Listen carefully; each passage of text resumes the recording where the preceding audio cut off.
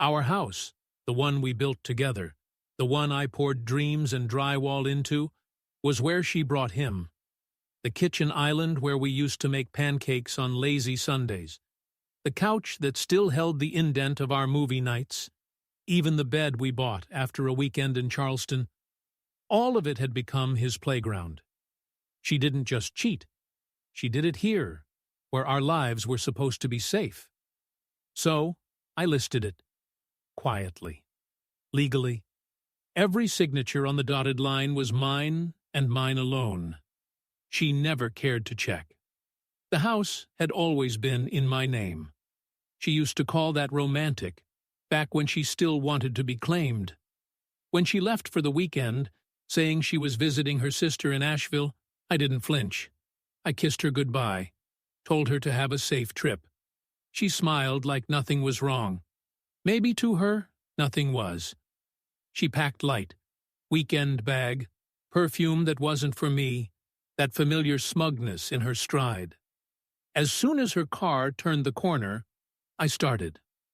I called Maya Tran, my real estate agent, the one who helped me close this place 7 years ago. She didn't ask questions, just asked when to list and how fast I needed it done. By Saturday morning, I was packing the last of my clothes. The garage echoed with the final slam of boxes. I moved deliberately, without fury. No yelling, no grand confrontations, just precision, just silence. Sunday, the house was spotless. Stripped of sentiment, it looked almost like a hotel now, cold, impersonal.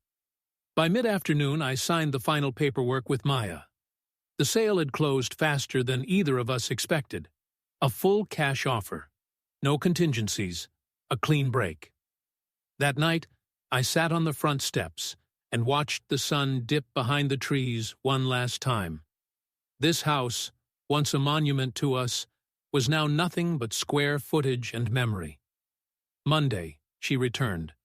I wasn't there. Just a sold sign in the yard, and a key that no longer turned. She thought this place would always be hers, too. She thought she had time. She was wrong.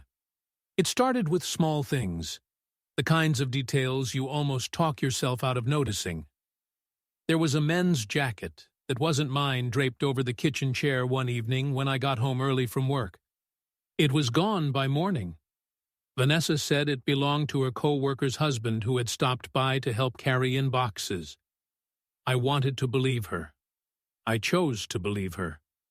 But the collar was still warm when I touched it.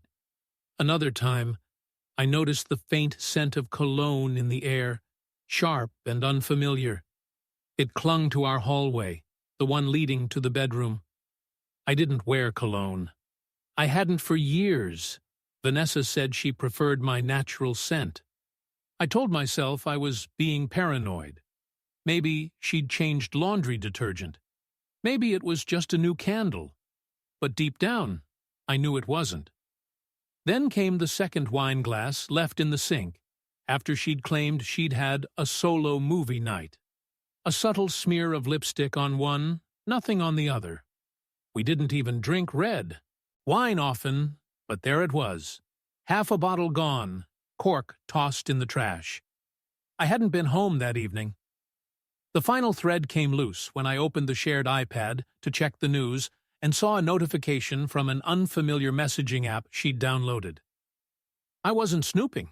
I didn't need to. The alert popped up front and center. "Can't stop thinking about yesterday," it read, with a little fire emoji. I tapped it, then hesitated. I wasn't ready, but I tapped anyway.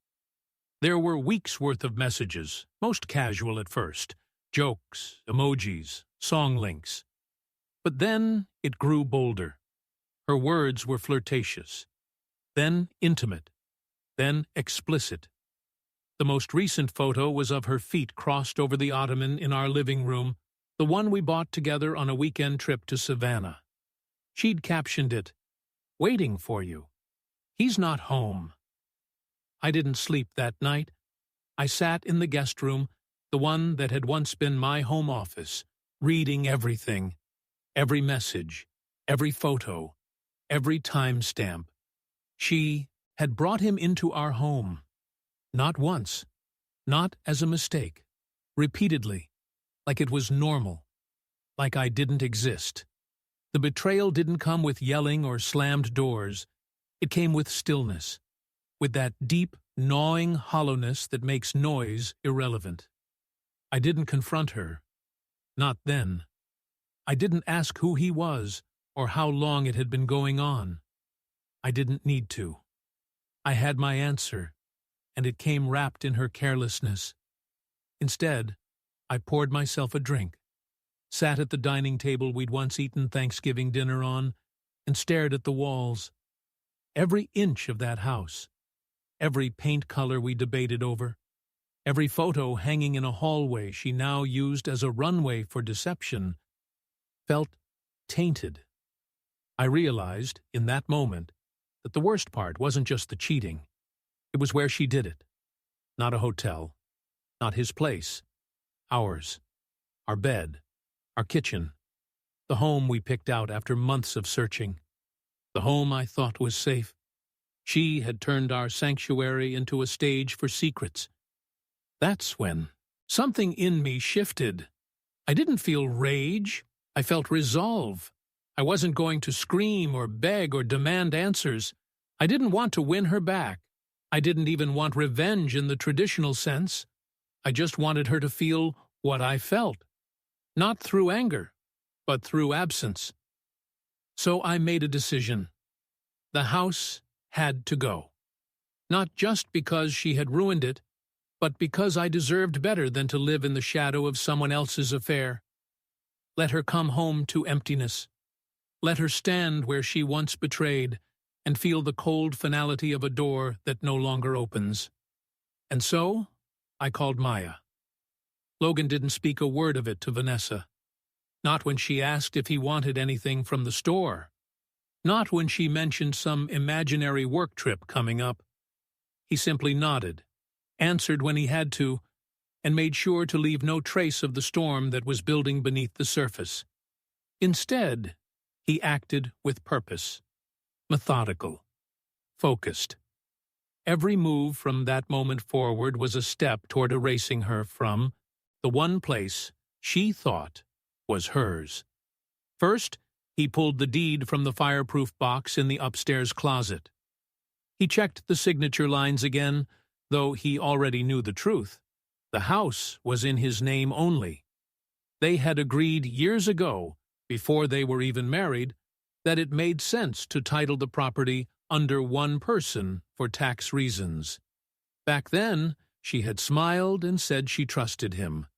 Now that decision was the only thing standing between him and complete freedom. Next, he called Maya Tran. She didn't ask questions, only said, "How fast do you need this to happen?" That was why he called her. Maya was the kind of professional who knew how to keep things discreet. She didn't offer sympathy, didn't press for details. She worked the same way Logan lived, efficiently, and without unnecessary noise. They met the following morning at a quiet cafe off the interstate. Maya arrived with paperwork already in hand.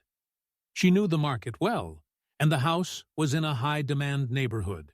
With a few strategic photos and a well-worded listing, she promised it would be gone in days. Logan nodded, gave her the go-ahead, and handed over the keys for scheduled showings. He didn't flinch. Over the next few days, while Vanessa buzzed around the house like everything was normal, Logan began sorting through his life. He quietly boxed up anything that mattered to him: photo albums, journals, his father's watch, a few books she'd never cared about. He left the furniture, the artwork, the decor she had picked out so carefully, every throw pillow, every hand-selected candle. Let her wonder why it was all left behind. He didn't touch her things. He didn't need to. She could come back to them. He withdrew just enough money to rent a temporary place in another part of town.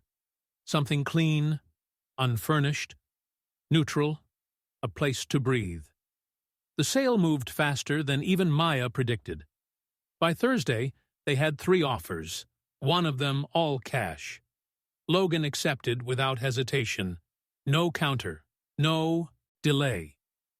Vanessa told him she'd be out for the weekend, going to visit her sister in Raleigh.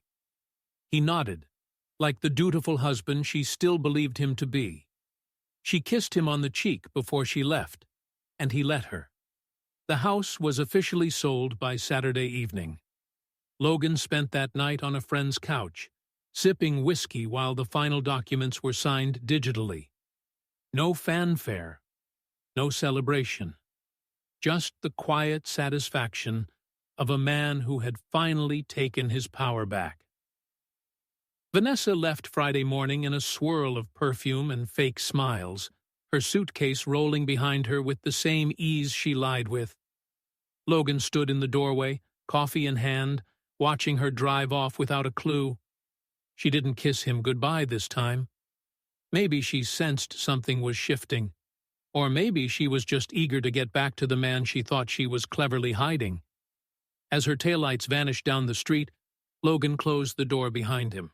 Not slowly, not dramatically, just shut it. Then he exhaled, the breath long and final, like the last line of a story.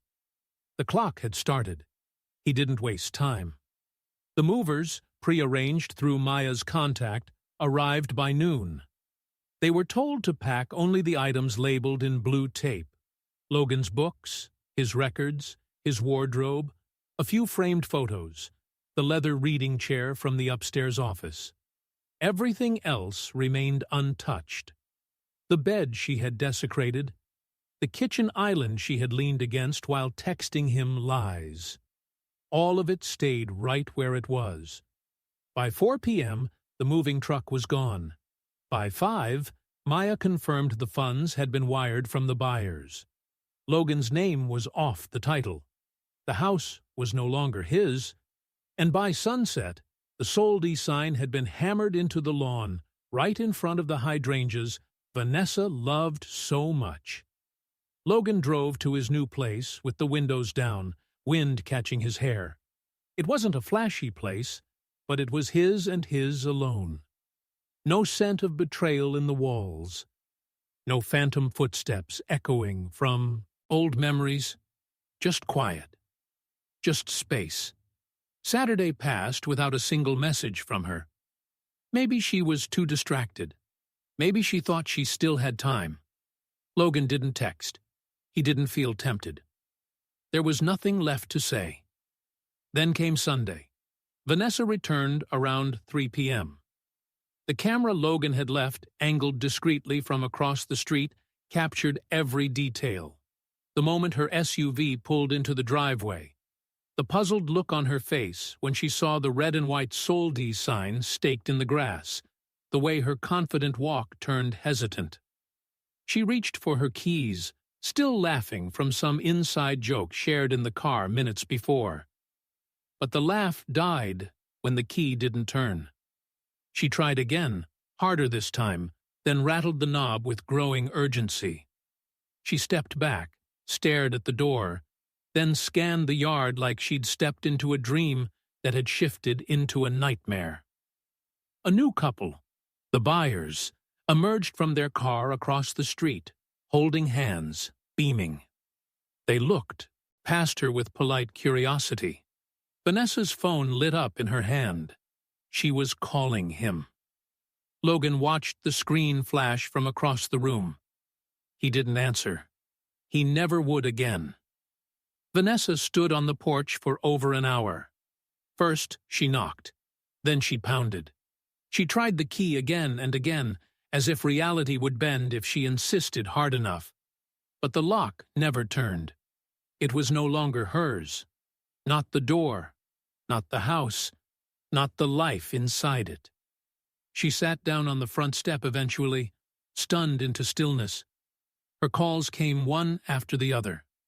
First his cell, then his work phone, then his email. Her texts ranged from confused to apologetic to furious, each more desperate than the last. Logan didn't read them. He didn't need to. From a different city, in a different apartment, he poured himself a cup of coffee and opened the sliding door to his balcony. The air was crisp, new. There was no echo of her perfume here. No creaking floorboards tied to memories he didn't want anymore. It was quiet, the kind of silence that felt earned. His phone buzzed again, lighting up with Vanessa's name. He turned it over face down. Back at her old home. Vanessa watched the new owners move in with bright eyes and unburdened hearts. She tried to approach them, but they were polite, distant. When she asked if she could retrieve a few things, they explained, with a hint of discomfort, that everything not on the inventory list had been donated or discarded. It was, after all, part of the finalized sale agreement. Everything was legal. Everything was done. She had no rights, no claim, only regrets. She tried calling Logan again that evening, her voice cracking on his voicemail. "Please, just talk to me. We can fix this. It was a mistake, okay? Just don't do this." She was crying by the end of it. Logan listened to that one, just once. Then he deleted it. The next morning, he scheduled mail forwarding, canceled her access to shared accounts, and closed out their joint subscriptions.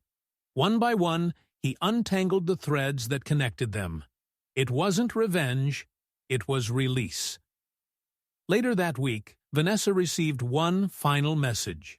There was no subject line, no salutation, just a single sentence, sent at exactly the time she would have been walking into the now locked front door. "I hope he was worth losing everything." No threats, no insults, just the truth, heavy and sharp. Vanessa didn't reply. Logan didn't wait for one. He turned off notifications, muted her number, and took his coffee back out to the balcony, where the morning sun stretched across unfamiliar streets that held no memories. He didn't look back. There was nothing left behind worth seeing.